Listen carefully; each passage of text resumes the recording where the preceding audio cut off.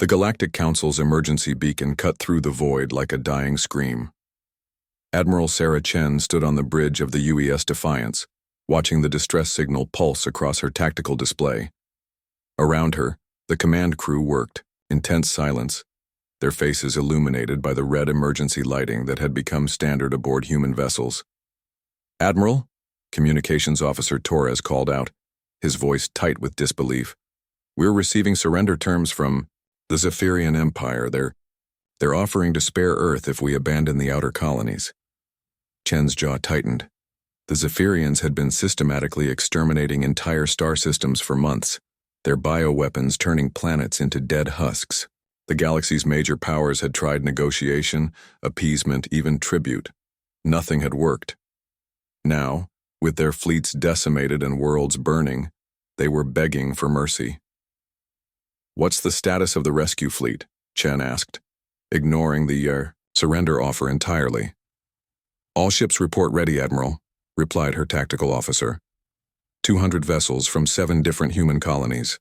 Medical ships, cargo haulers, even civilian transports retrofitted with defensive arrays. The irony wasn't lost on Chen. Humanity had only been part of the galactic community for 50 years.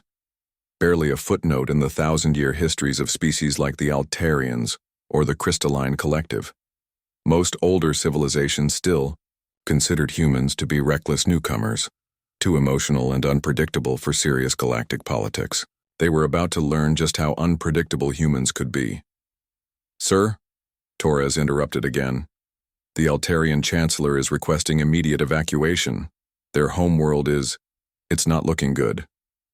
Chen pulled up the tactical display of the Altair system. The ancient blue giants who had welcomed humanity into the galactic fold were now trapped on their dying world, their crystalline cities cracking under the assault of Zephyrian bioweapons. Their elegant ships, works of art that had once patrolled the galaxy's trade routes, lay shattered in orbit. "Time to intercept?" Chen asked. 18 hours at maximum burn," her navigator responded. "But Admiral, our intelligence suggests the Zephyrian fleet is 3 times our size. They have dreadnoughts. And we have humans," Chen replied simply. The Defiance led the charge through hyperspace, followed by an unlikely armada. The Brooklyn's Pride, a converted mining vessel bristling with jury-rigged weapons. The New Geneva, a hospital ship whose medical bays had been expanded to accommodate alien physiology. The Crazy Horse, whose crew had painted traditional war paint across their hull in defiance of regulations. Each ship carried the same message that humanity had carried since first reaching for the stars: "We do not abandon our own." As they dropped out of hyperspace at the edge of the Altair system, the scope of the devastation became clear. Zephyrian. Bioships hung like malignant tumors around the planet, their organic hulls pulsing with the rhythm of living weapons. The planet's surface was already beginning to show the telltale discoloration of their bioweapons, a gray rot that would consume all organic matter within days. "Incoming transmission from the Zephyrian flagship," Torres announced. The main screen flickered to life, revealing the arthropod features of Fleet Commander Zakth. Its mandibles clicked in what Chen had learned was their equivalent of laughter. "Foolish mammals," the creature hissed through its translator. "You arrived to die with your pets? We offer mercy. Retreat now, and we will grant you a clean death when we reach your colonies." Chen stepped forward, her hands clasped behind her, back in a gesture that had become legendary among human fleet officers. "Fleet Commander, we're here to discuss your surrender." The alien's compound eyes glittered with what might have been amusement. "Surrender? You bring 200 ships against our 3,000. Your largest vessel is smaller than our scout craft." "You're thinking like a Zephyrian," Chen replied calmly. "We're not here to destroy your fleet. We're here to save everyone you've trapped." Before Zakth could respond, Chen cut the transmission and turned to her crew. "All ships, execute. Protocol, Lighthouse."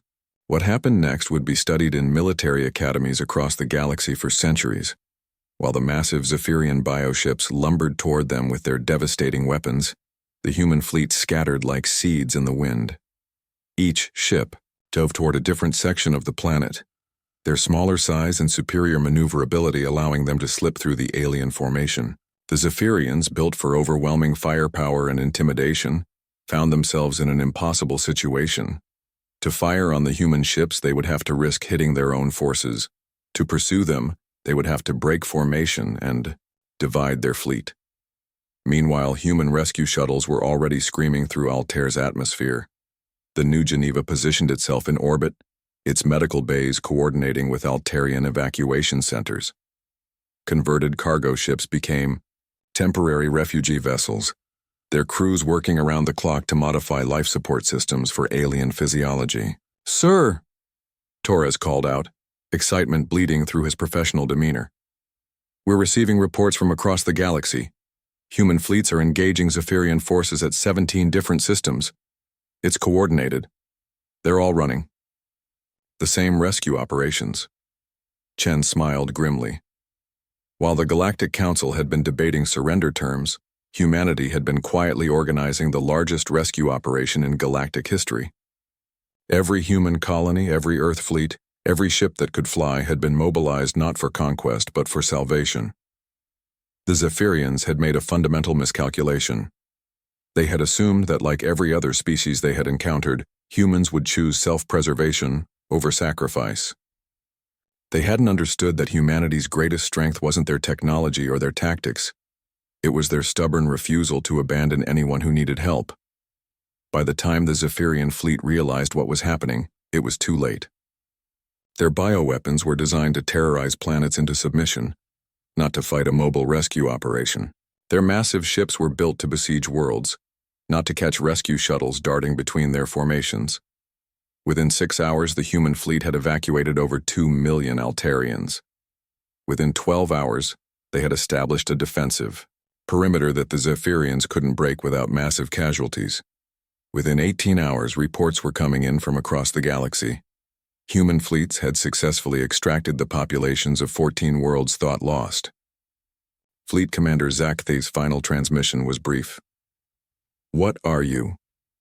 Chen's response was simpler. "We're humans. We don't leave people behind." The galaxy had asked for mercy from the Zephyrians and received only death. Humanity had asked for nothing and given everything. In the end, it wasn't superior firepower that broke the Zephyrian Empire. It was the simple human conviction that every life worth saving was worth risking everything to save. The rescue fleets kept flying,